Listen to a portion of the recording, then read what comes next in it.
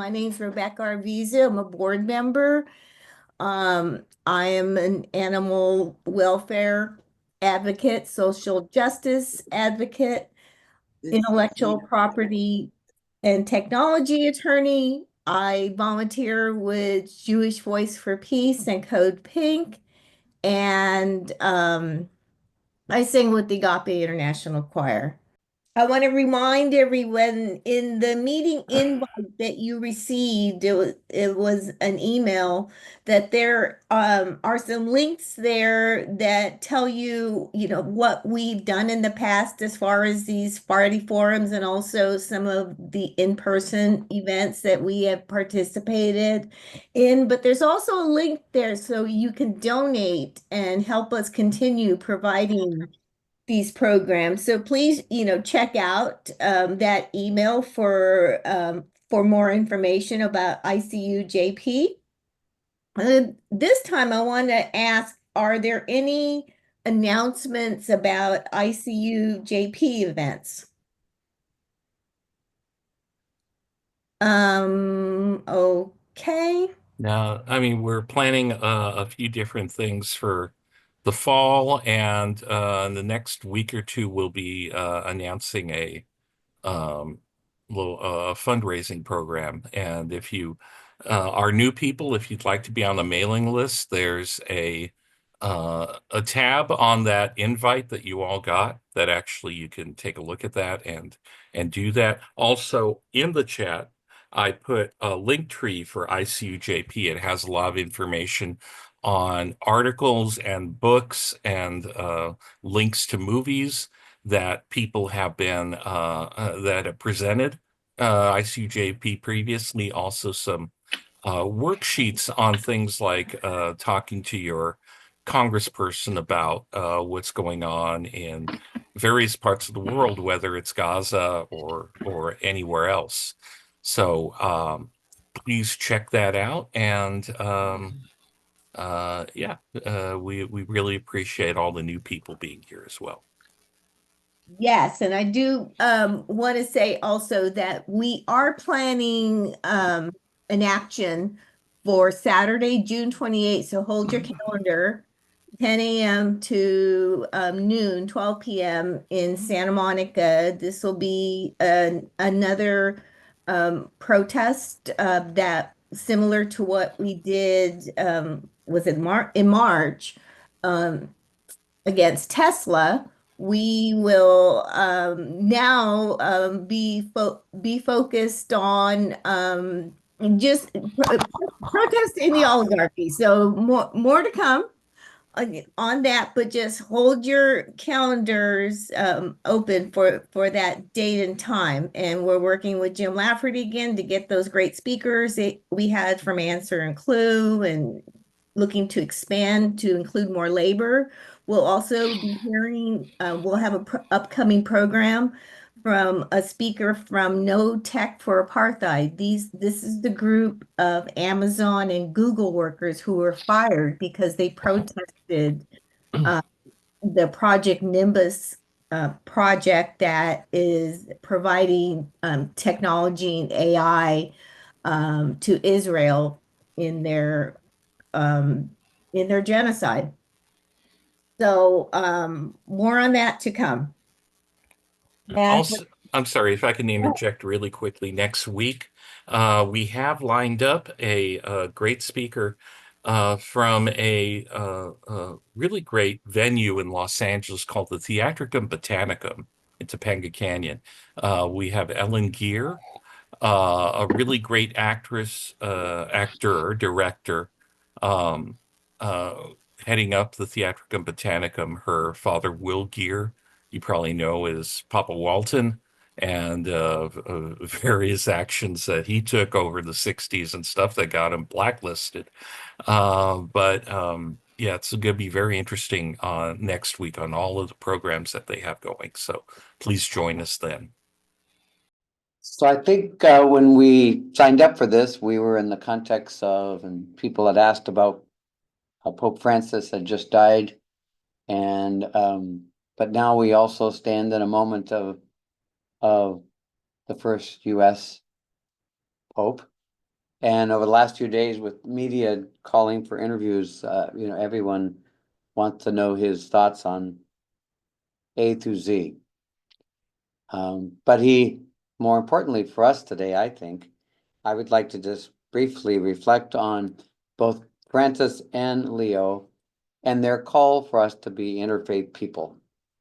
In January, Francis was meeting with some interfaith folks in Albania, and he said these words: "Whenever religious leaders gather in the spirit of mutual respect and commitment together to foster a culture of encounter through dialogue, mutual understanding and cooperation, our hope for a better and a more just world is renewed and confirmed." And I think that's the gift of what we do every Friday morning, is we come together in respectful dialogue on a variety of topics, but we are there to listen and to learn, to challenge. And one of the gifts of these many years around this circle is a gathering of people with mutual respect and a commitment to themselves to foster cultural encounters,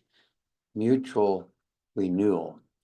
And so I hope that in this moment in history, we might all be reviewing, how do I go about mutual respect and dialogue?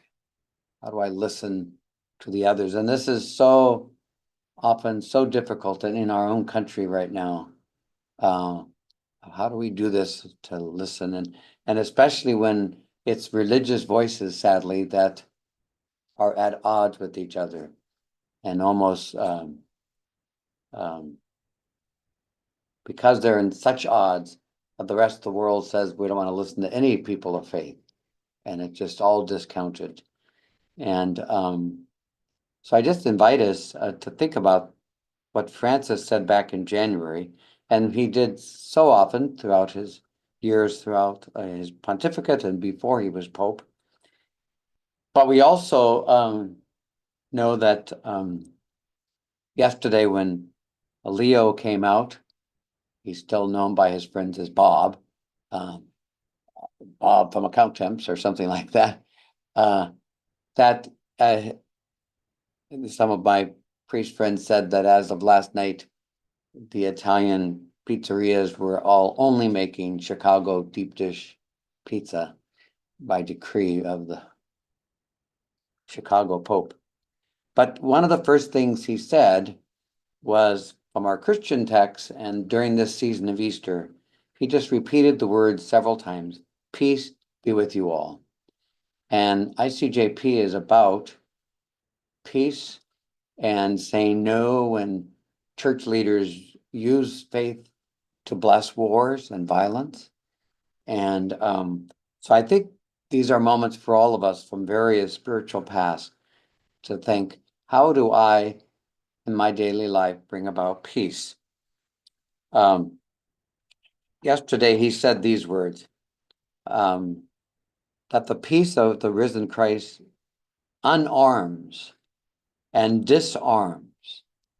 And there are several translations for that will probably be written about for weeks ahead. But from a nonviolent perspective, though, he invited from his first few words that we, as a Catholic community, but as people of faith, that how do we disarm that which is violent in word, let alone in military and other means. And he says, it comes from God, God who loves us unconditionally. We still have in our ears that weak but always courageous voice of Pope Francis, who on the week of Easter called people to be disarming. So I just invite us to be aware of how we as people of faith, of different faiths, of no faith, of faith and humanity, are called to work with mutual respect as well as with peace. This morning, Pope Leo gave his first homily, and I just would like to kind of use those words to close this reflection. he talks about that the world that he's entrusted as the new Pope calls us to bear witness to a joyful faith. And so we're called to mutual respect. We're called to be people of peace, disarming. And I think that invitation for us to be a joyful presence, it's so difficult for us in these days where every 30 seconds there's a new executive order that's going after some other marginalized persons. And it's really easy for us to get into a world that gets so small and overwhelmed. And I think that gift of joy, I think one of the bantering realities of ICJP in the morning is we get to say crazy things and make fun and be light and be human, even with the boundaries of this Zoom experience. When I think of Vida, we just had her service, or Richard Salazar, or we think of Lydia Lopez, so many of the people around our circle. It was because of a joyful gathering of human beings who are trying to be in opposition to violence, but who also, the way we get there is with a joyful voice. So as we go about our day, may we consider where is our mutual interaction, communication, dialogue? How are we called to be peacemakers? And how can I bring joy into this very dysfunctional, violent world? May our day be filled with that peace. Thank you, Father Chris. That was beautiful.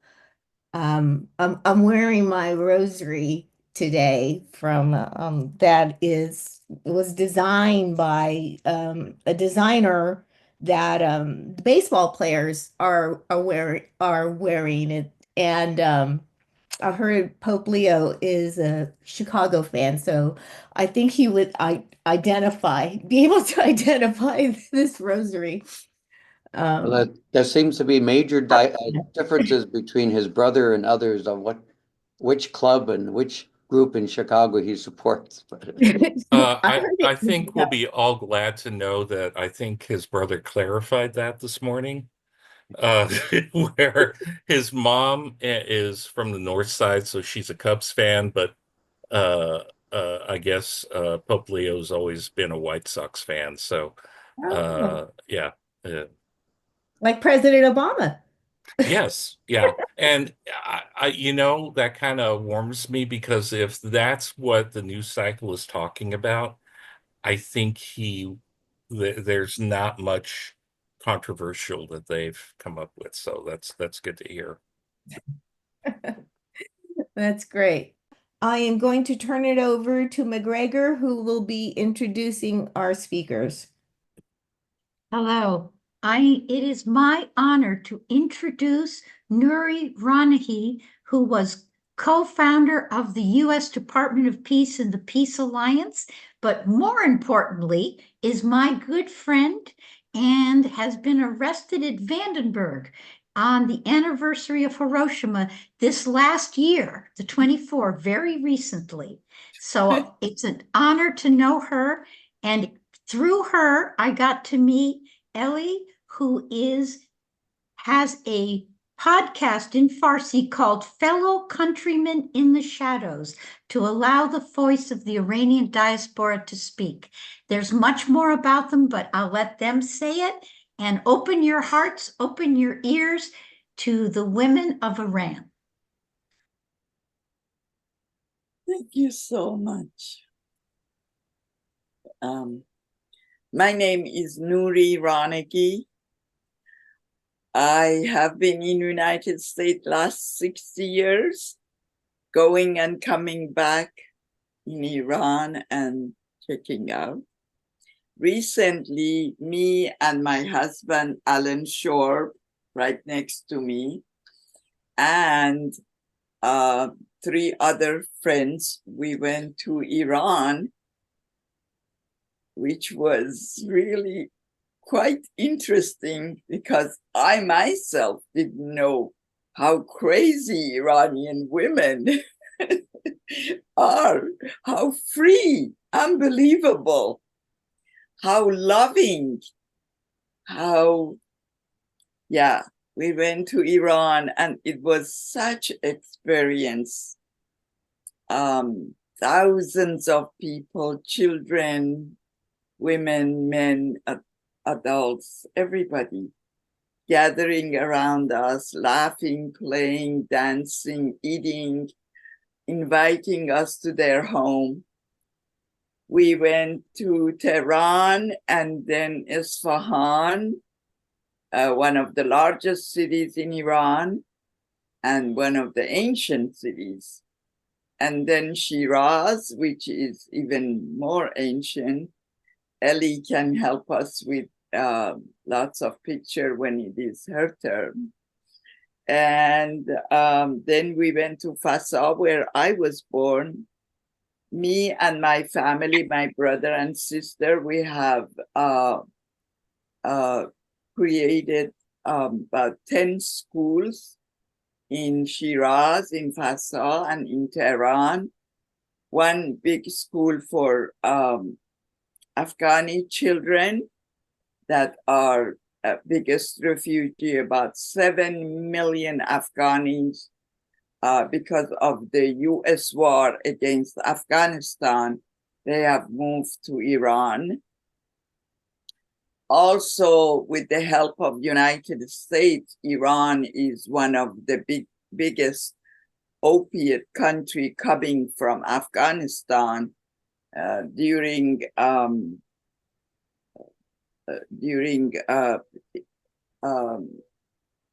Afghan president, the one that they are there now, they reduced opium, but when during Taliban before, they reduced and they stopped opium. But then when United States got there, the opium was spread all over Middle East. That's the gift.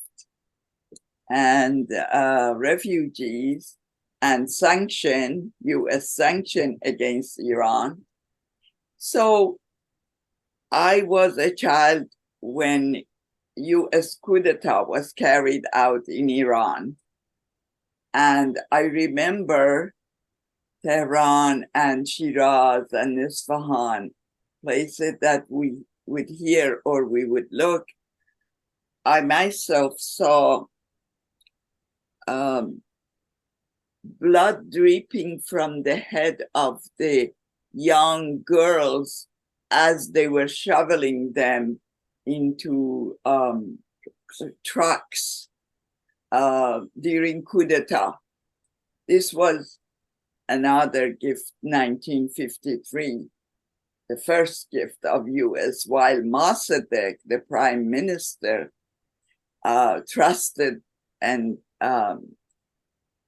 America and tried to ask for support at the time that British was sanctioning and encircling militarily Iran. So these are the history and the present, unfortunately, again, going on the issue of attacking Iran. Last 30-some years, 40 years, Israel is encouraging United States to attack Iran because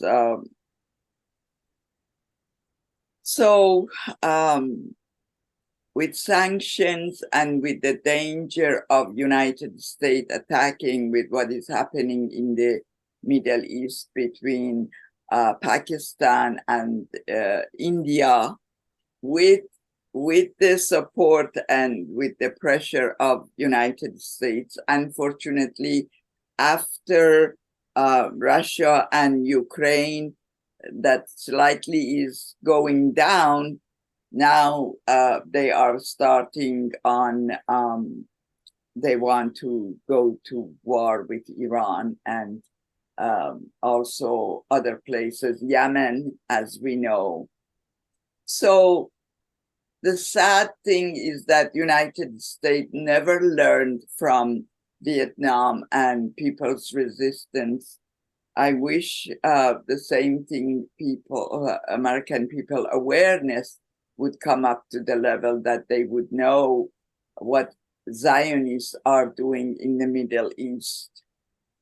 And with the help of United States, of course, they say 50,000, but they say 50,000 or more getting killed in Palestine.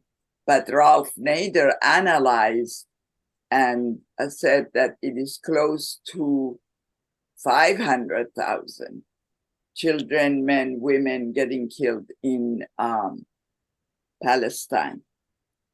So all this tension and the issue of Syria, you all know, and before that, Libya and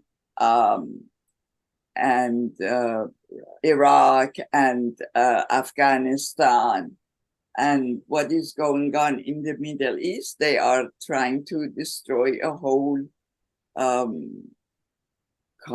it's a whole part of the continent of Middle East. Luckily, hopefully, BRICS coming to existence, which is mutual relationship, starts with Brazil, India, China, BRICS, India, Russia, China, and South Africa, and Iran, and so many other countries join. Hopefully, that is something that I hope. Now, do you want to talk about our delegation?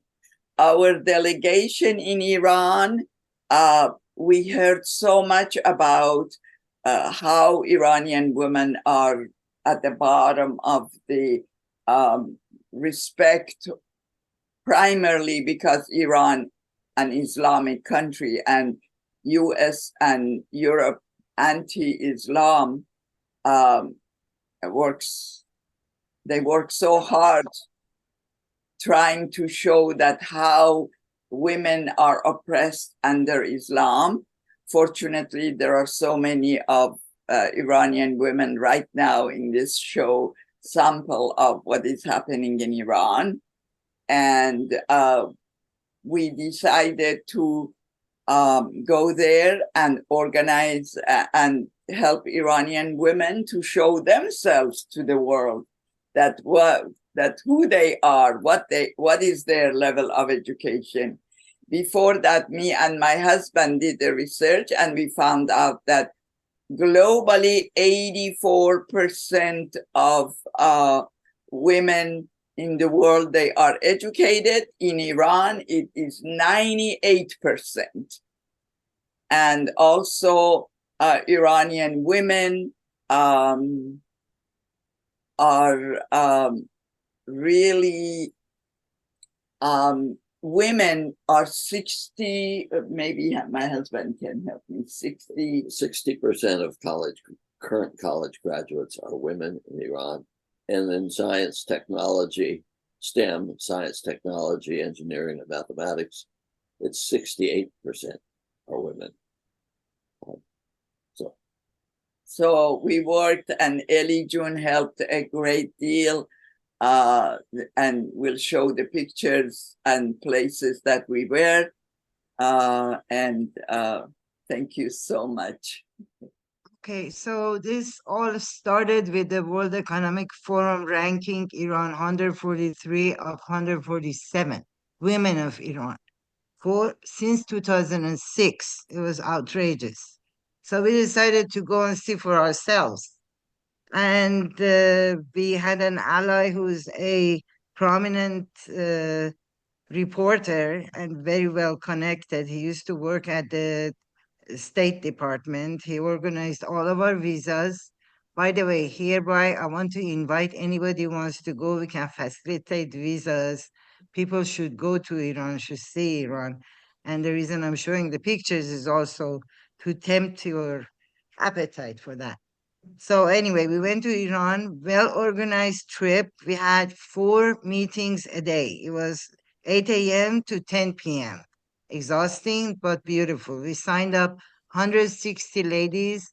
We had meetings at universities, few universities, and we had a amazing meeting at the parliament with 9 female members of the parliament, which was totally amazing.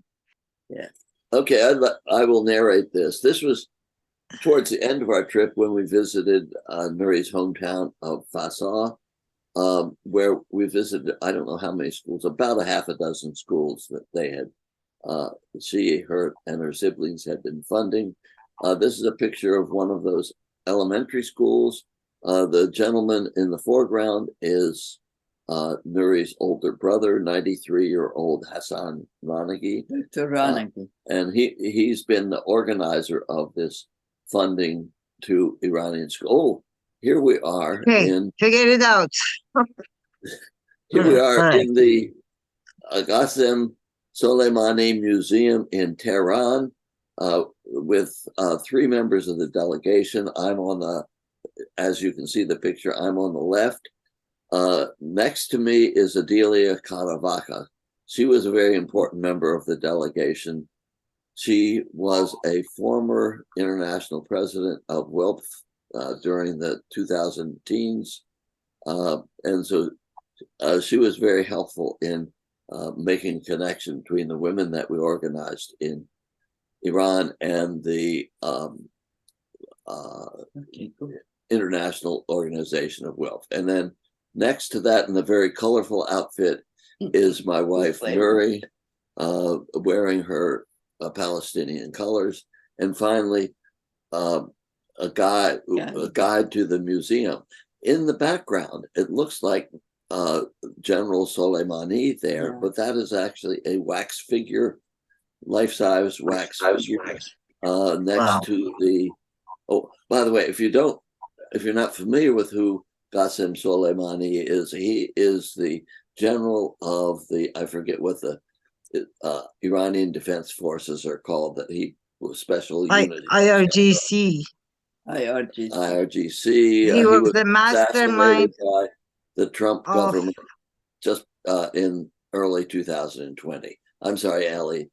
Go ahead. Yeah, he was the mastermind of coalition of all the forces in the Middle East. Ansarullah, Hamas, Hezbollah, in Syria, in Iraq, and Iran, what they are targeting right now. Okay, let's just go through this fast. Okay, this the gentleman on the right here is a very important member of our delegation, Dariush Sajjadi. He was the one that had all the connections everywhere in Iran, but most importantly at universities and in the government. And we are at the tomb of one of Shiraz's famous poets. I think this is Hafez. Hafez. And then Nuri and me also with him. Here we're in Persepolis. Again, this is Mr. Sajjadi, Nuri, and myself. This was what I have learned in history is the city that was the capital of Iran that was destroyed by Alexander when he swept through the Middle East 2,500 years ago. What we learned from our guide there is this was not a capital of Iran, of Persia, excuse me. It was merely a lead ceremonial place where the royal entourage stayed for a few weeks just before and just after the Persian New Year, which is the vernal equinox. And then they moved on to the summer political capital. And then later in the year, they moved on to the winter political capital. But this was a ceremonial site and not a political capital as we recognize it. But this is 2,500 years ago. And here again is the trio of us. I think this is at Sadi's tomb. I'm not sure about that. Right, Sadi's tomb in Shiraz. Yeah, in I'm Shiraz. And If I'm go ahead, Ellie. okay, we have like 60 something images, so I'm This going to was go a the little poet. fast. 2 poets in Shiraz. Yeah, Iran is famous for its poets. Rumi is the best one currently known in the U.S., but there were Omar Khayyam was well known a little before Rumi got famous in this country.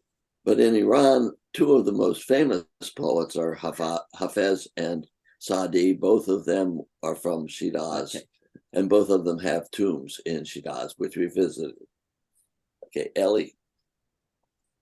Okay, so this is Shah Chirag. This is brother of one of the imams, and it's a holy shrine. Yeah. Do you want to add anything? Yes, and I don't remember whether this was in Shiraz or Isfahan. It was in Shiraz. This is Shiraz. Yeah. And there are two halves to this mosque, a women's half and a men's half. And Nuri and I got separated. We went through this gorgeous mosque.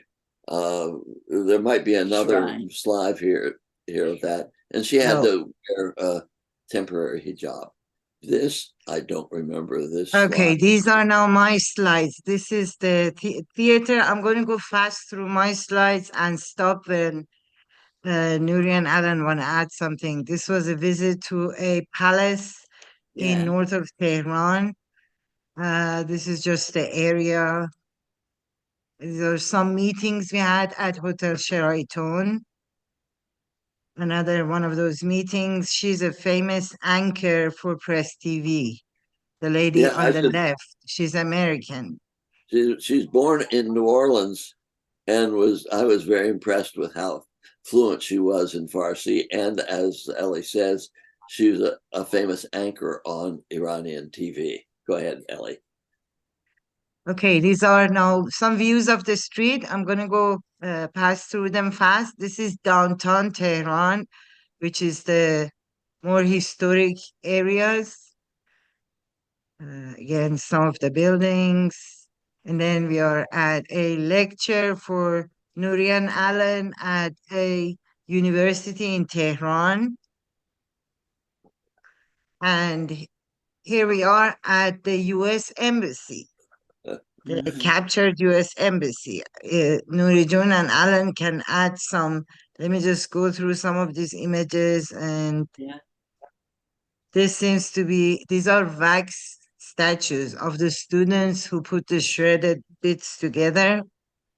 These are all the hearing equipment to listen in on phone calls and whatnot. This is the entrance, a beautiful building. Okay, so do you want to say anything about this visit, Alan and Nuri? Well, yes. First of all, the American embassy is known as the den of espionage in Iran. I think that was even a name that was displayed on the entrance, the street entrance to the embassy. And I was very shocked and impressed with how much undercover spying that was done, where the headquarters of that was inside of the American embassy that covered all the Middle East and information about all of the countries around Iran as well as Iran that was gathered there. And there was one picture that I was impressed with. Was that shredded paper, Ellie? Yes.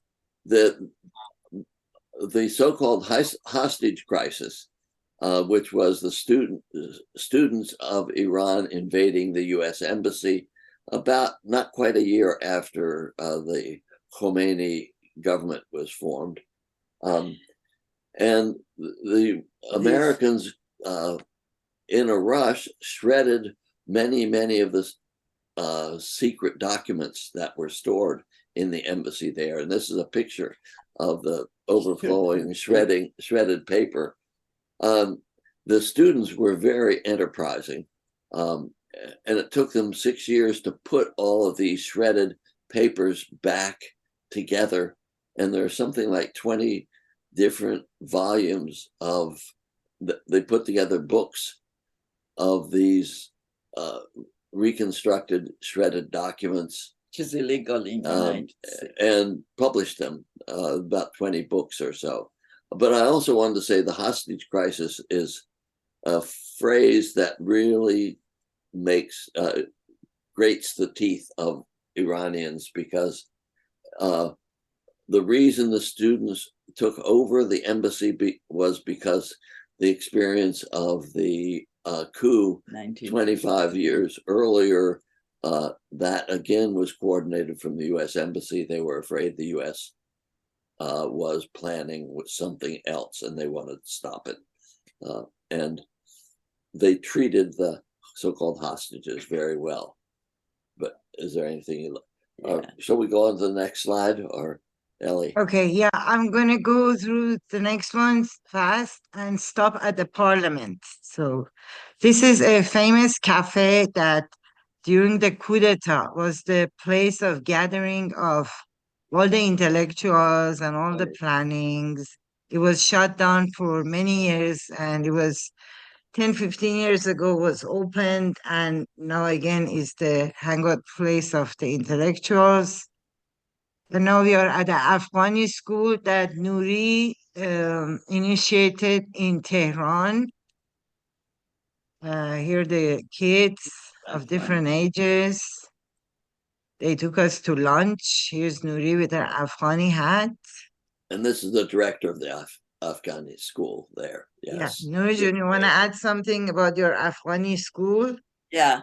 There are 1,800 Afghani children in Tehran that we built school for them, and I am regularly supporting them. And we are planning to build Afghani school in Shiraz. They are really, because of US war in Afghanistan and their migration to Iran, they lost everything. They lost their homeland and also Iranian government does not treat them like Iranian citizens. So, and unfortunately, I just heard from Pakistan and Iran that they are expelling some Afghani refugees. Yeah. Go ahead. I was just going to add something. We had a presentation from a PhD student, Afghani lady, the past 40 years history of Afghanis in Iran.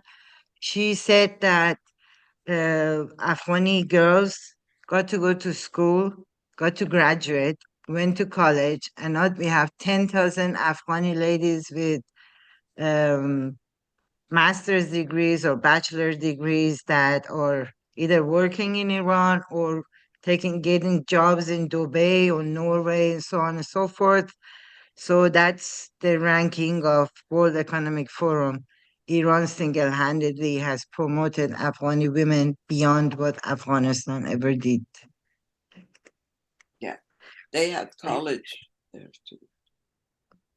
This is another college we visited for women. Okay, again, these are just sightseeing Bazaar of Tehran in the north. I'm going to go fast through them.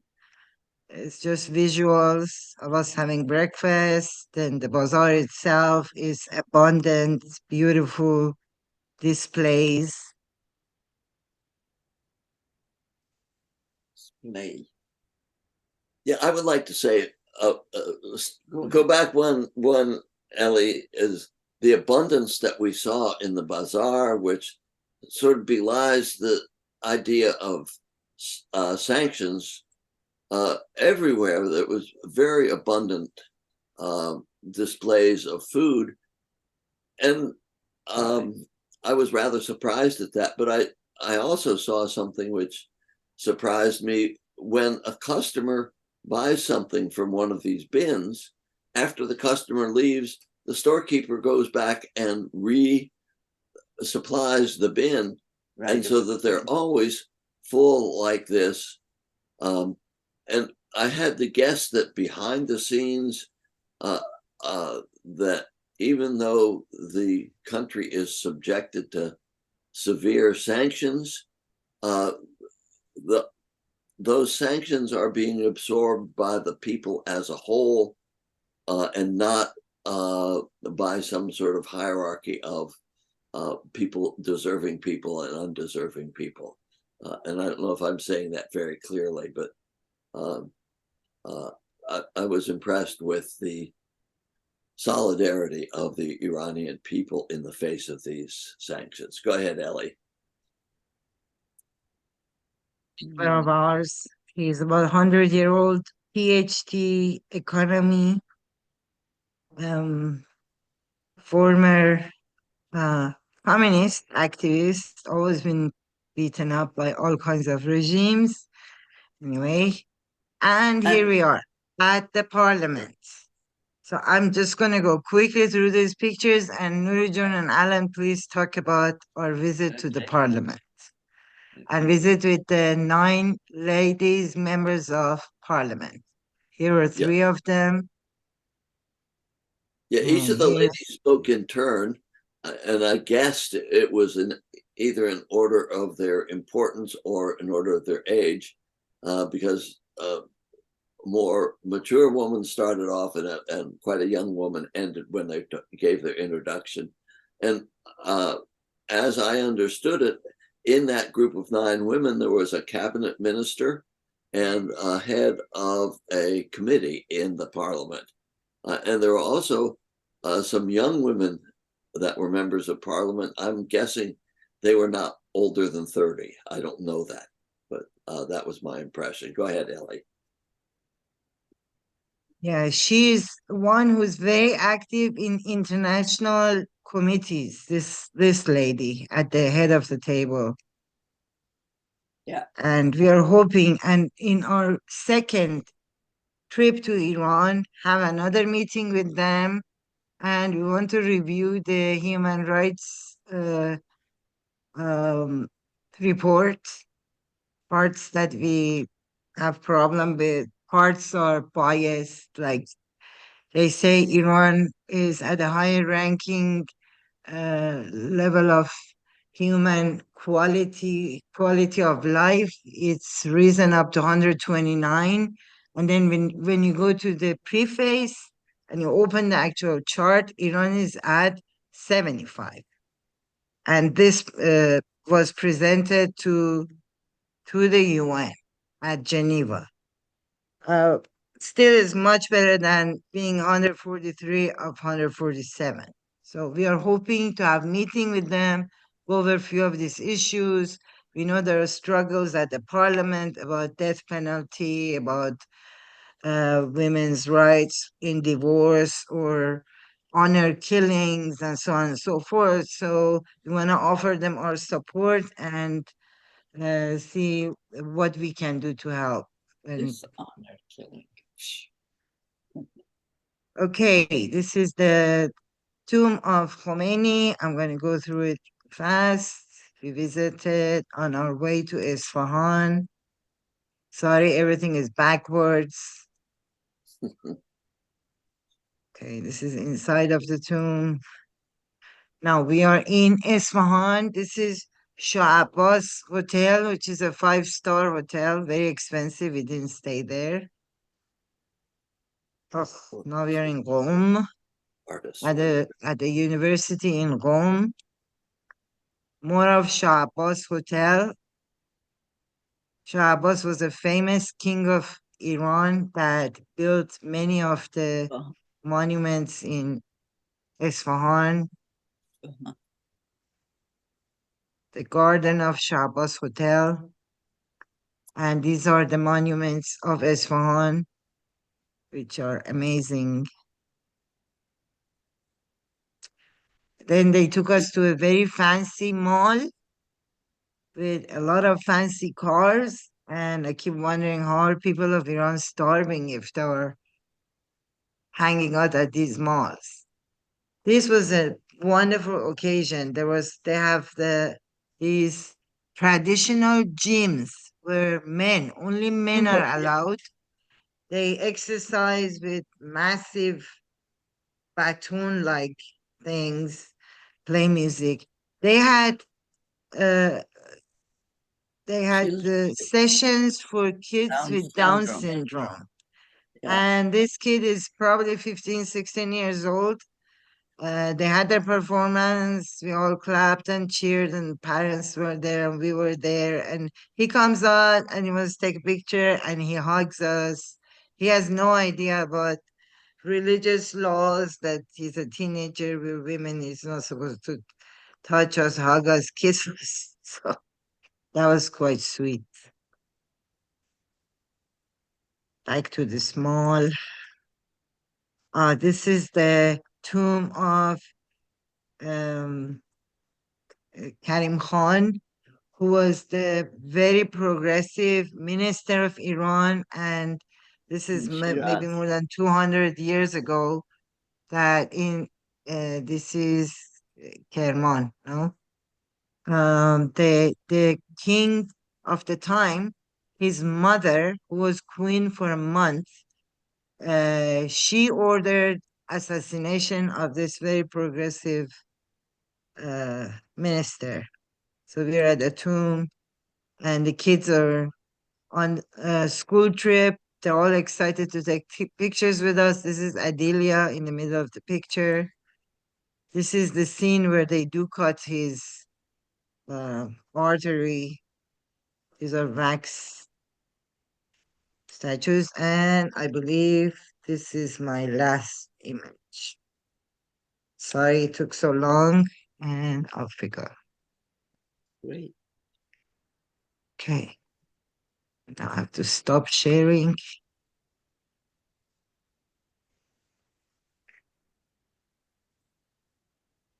So anyway, we do hope that some of you guys, we can interest you to come and visit Iran. If not, if you can assist us finding contacts for Jeffrey Sachs. Most importantly, we'd really love to take Jeffrey Sachs with us, or Code Pink. They have already sent a delegation to Iran.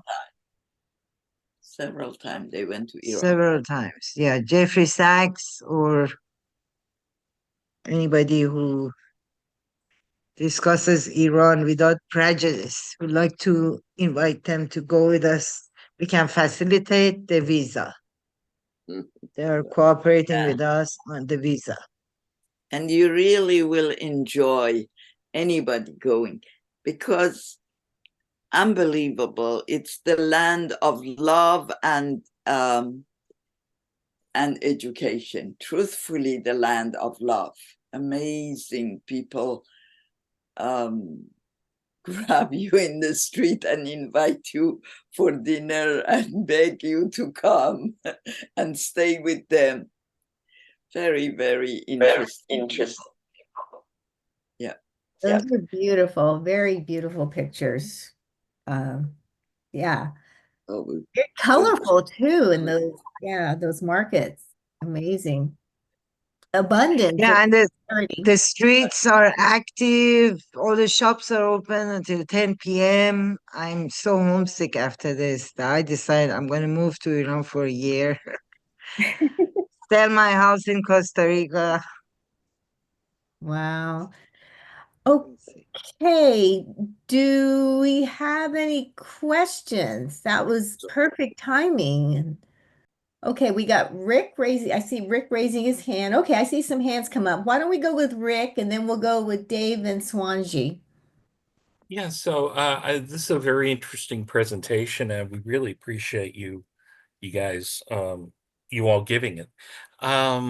So what I find is, like, if you're asking for someone to be involved, it's kind of like the things that we send out in order to ask people to be speakers. We give them information on the group that we're doing, that we have going, and the ask and stuff like that.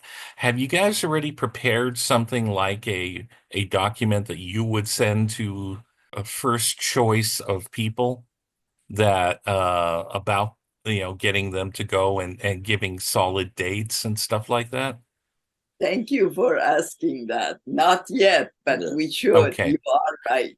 So I would encourage you, I mean, we could help in one end to get something to Medea Benjamin since she's joined us for a lot of things. But like I said, I find that when you send something as a request, the information that you give them should be pretty uh, uh, complete but concise.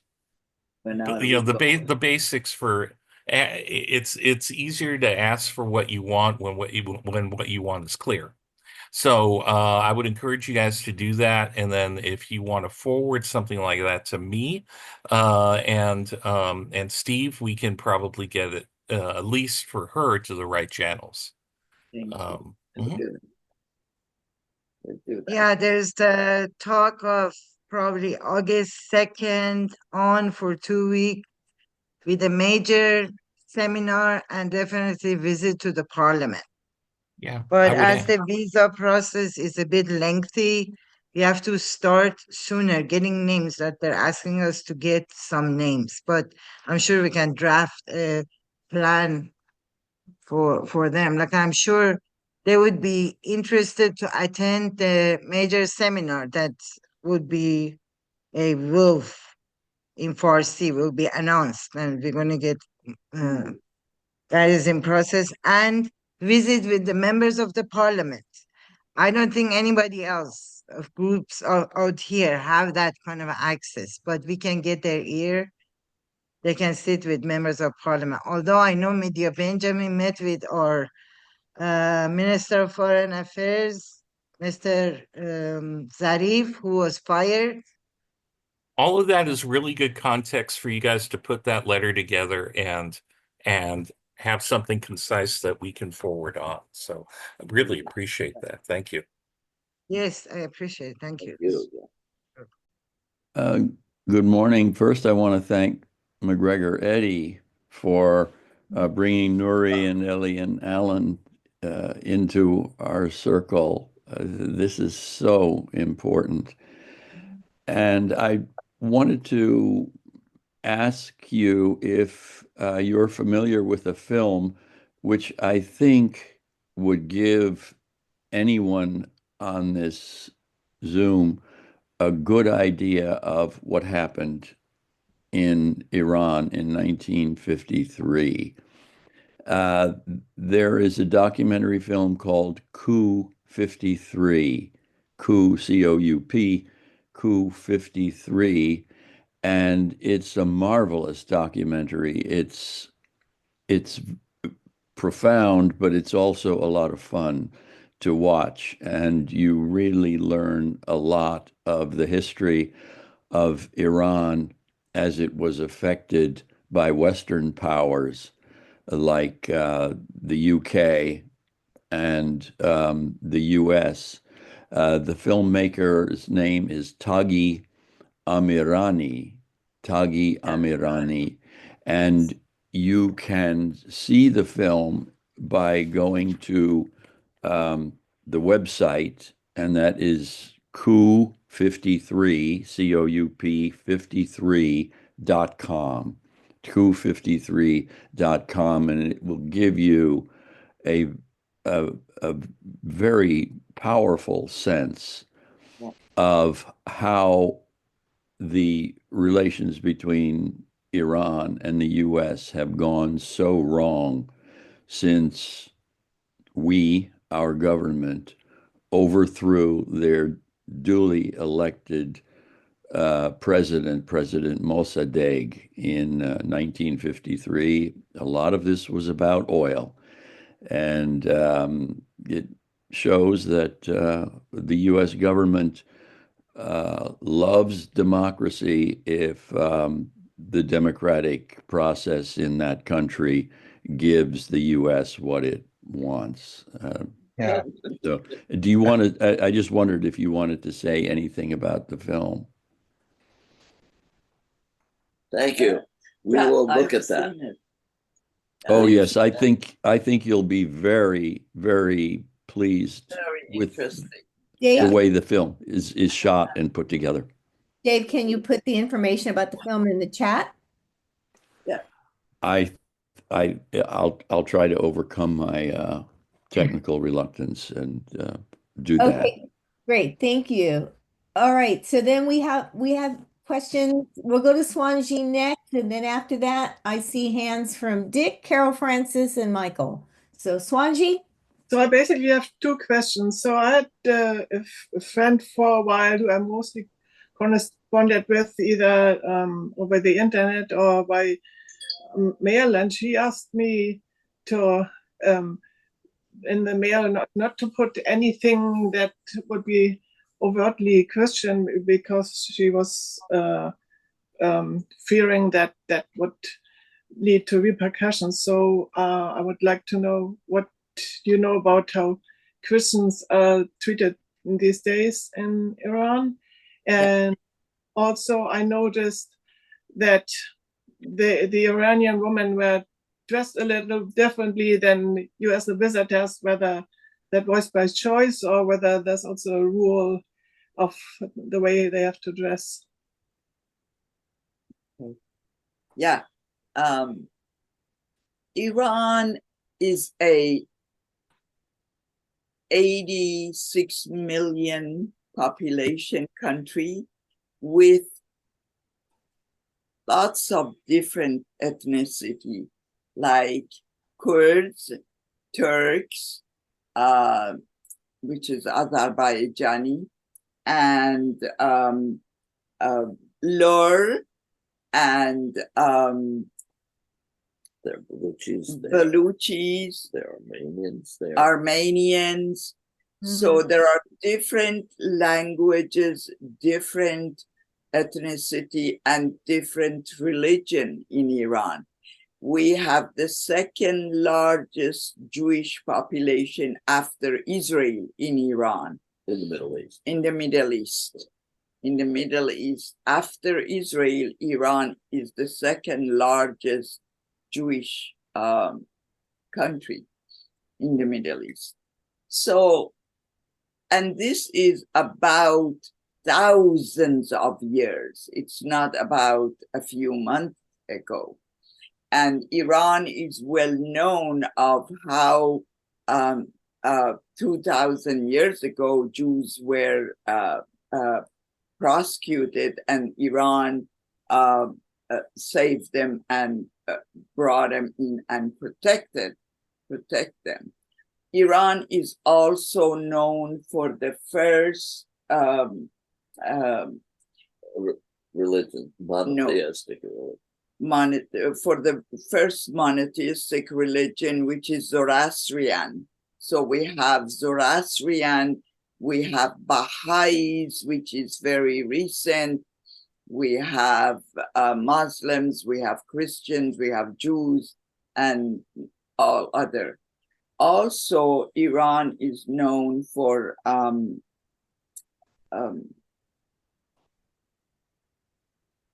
all these people for thousands of years, they lived together with peace. And when you go there, you see everybody really lovingly relating to you. As strange as you might be, you are not strange to Iran, no matter what background they have.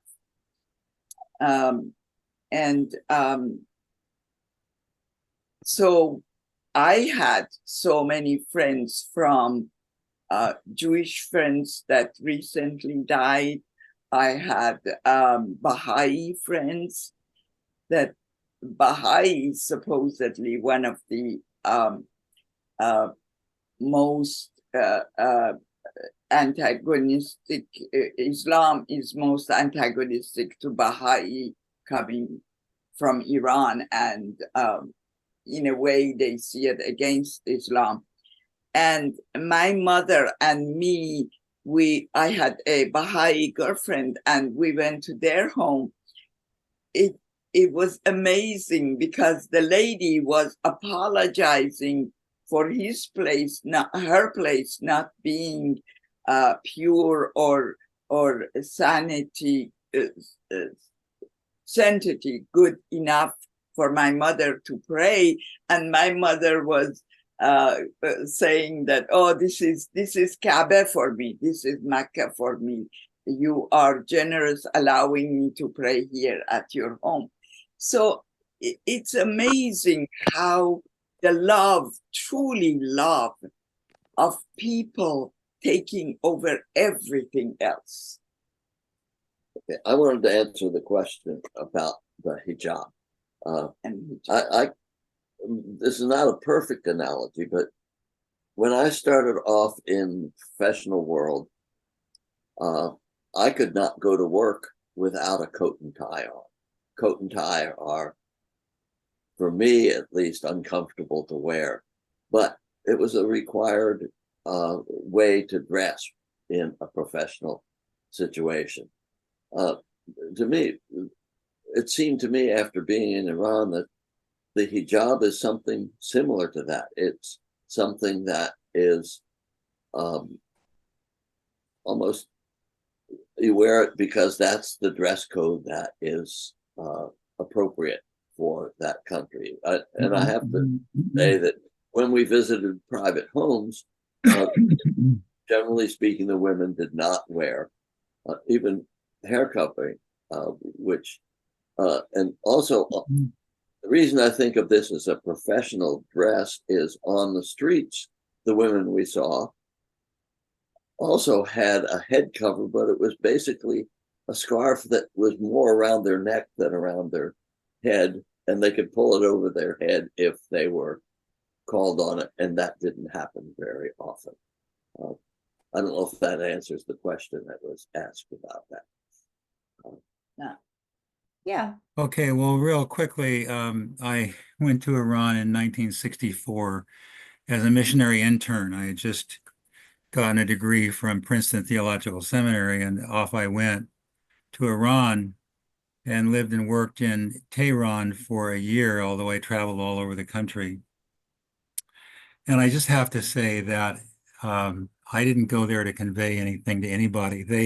They conveyed to me.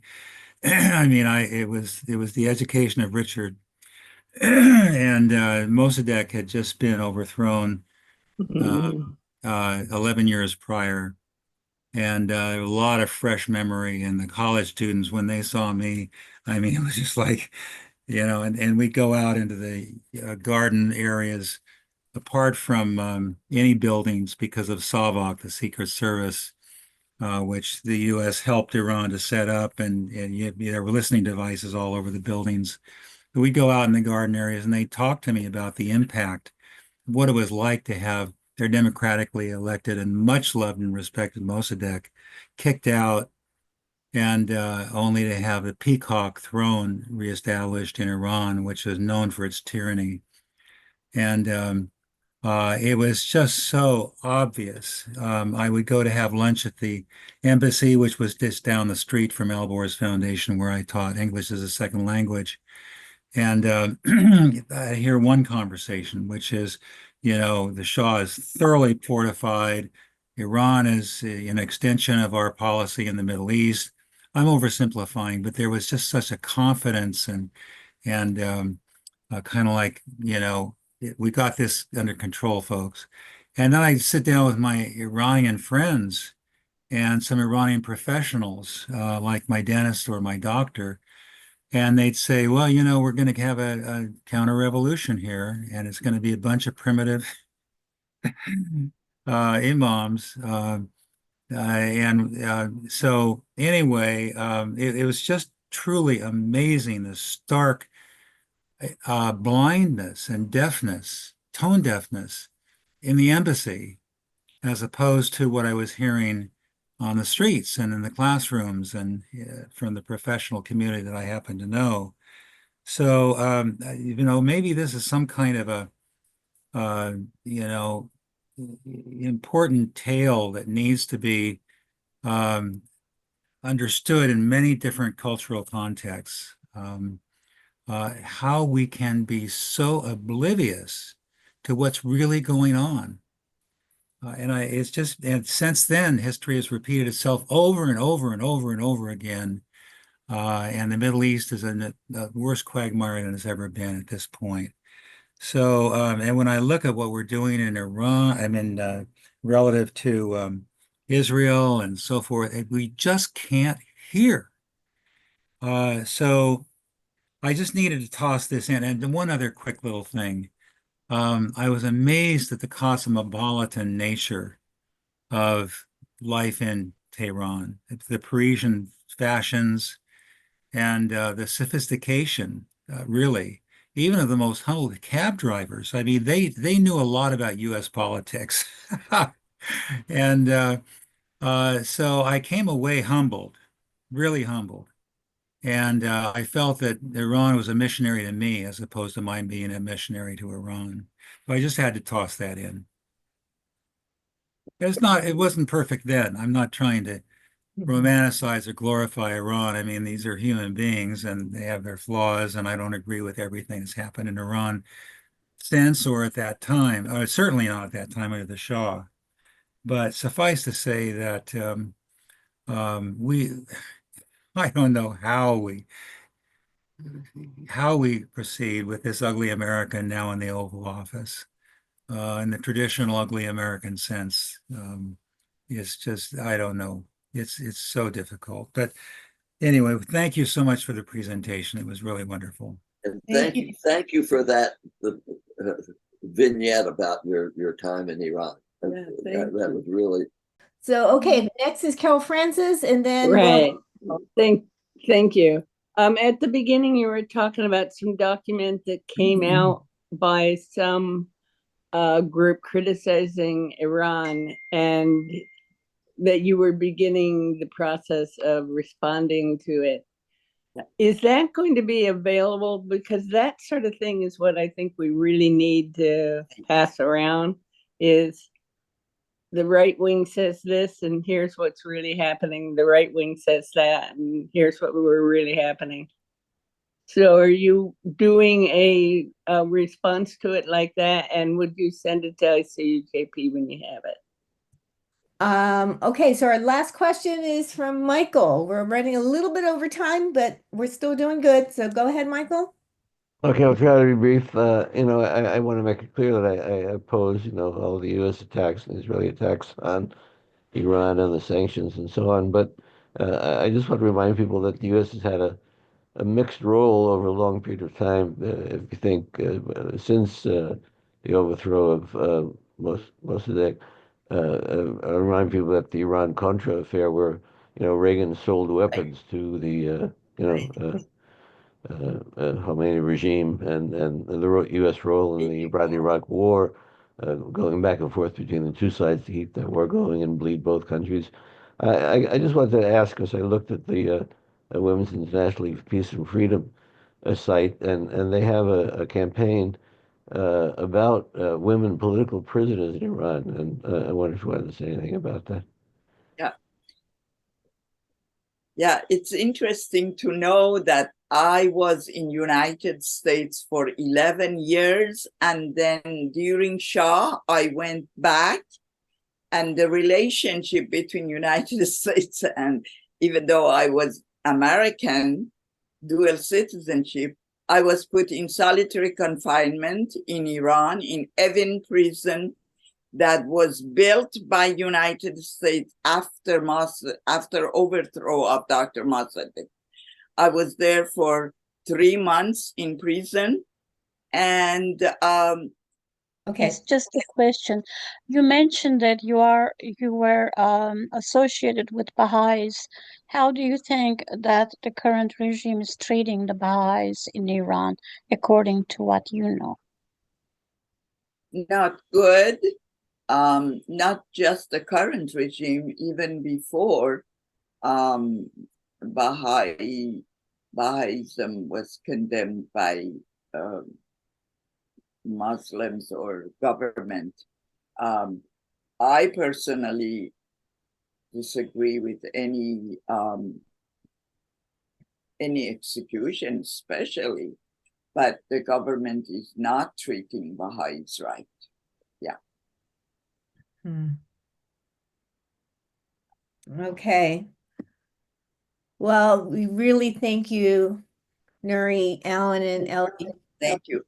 I Um, myself have been in prison in solitary confinement through US rather than in Iran, but through US. So the Wow. connection during Shah was a way that any student in United States that was not supporting Shah, if they would go to Iran, they would put them in solitary confinement with the help of United States, which they created Sabak, United States, which they created even Evin prison.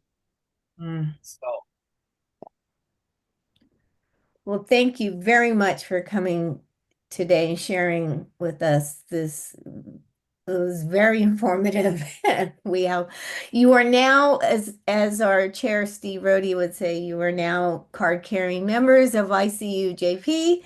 First of all, just a shout out to Narges Mohammadi, one of the strongest voices in Iran that I'm aware of, for her consistent and self-sacrificing positions both against the death penalty and for women's rights. She is the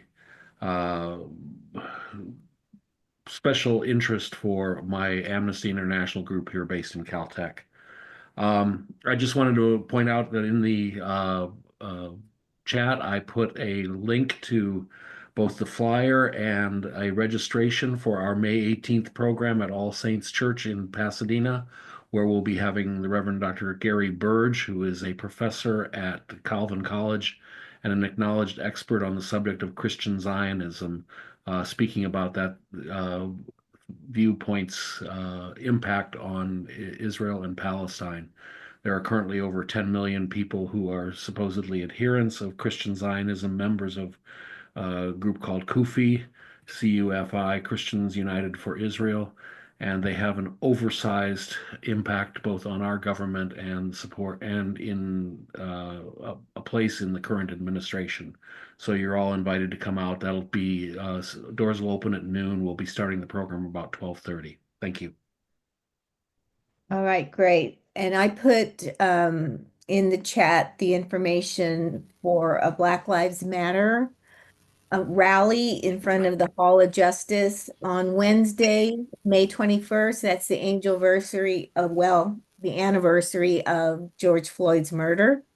So they're asking, they do this rally every Wednesday. They moved to in front of the Hall of Justice now, but they're asking for support on that particular day, Wednesday, May 21st at 4 p.m. To celebrate George Floyd's life. Just that we have, in Pasadena every Saturday at noon, we're having a demonstration in front of the Tesla showroom. And we've had anywhere from 1,000 to several thousand people show up protesting what's going on in DC. And we also have a vigil on Monday nights in front of Judy Chu's office in South Lake, supporting the Palestinians. And just wanted to share those regular protests that we have here in our city. Anthony, at least for the current time, the one on South Lake has been moved over to Colorado Boulevard across from Paseo, Colorado. Okay, thanks. So that's going to be from now on. Yeah, okay, thanks. Okay, Dick, the floor is yours. Okay, let's come before our God of many names. We as an interfaith organization, people of faith gathered here, and certainly bringing a spirit of gratitude. Our presenters have filled me with a sense of the sacred, their honesty, their earnestness, their knowledge. It's contagious, and we thank you. And may this sense of the sacred buoy us, encourage us, knowing that our God of many names is here and is with us, and is calling us to take that next step that is ours to take. We're very privileged in so many ways, and that's both a blessing and a curse, of course. And let's take those privileges that can so easily become a curse and put them at the service of blessing. So go forth in confidence, knowing that God is with us, that we're really only beginning here in our march toward love and justice. And let's just get going and keep going in fellowship and in love. Amen.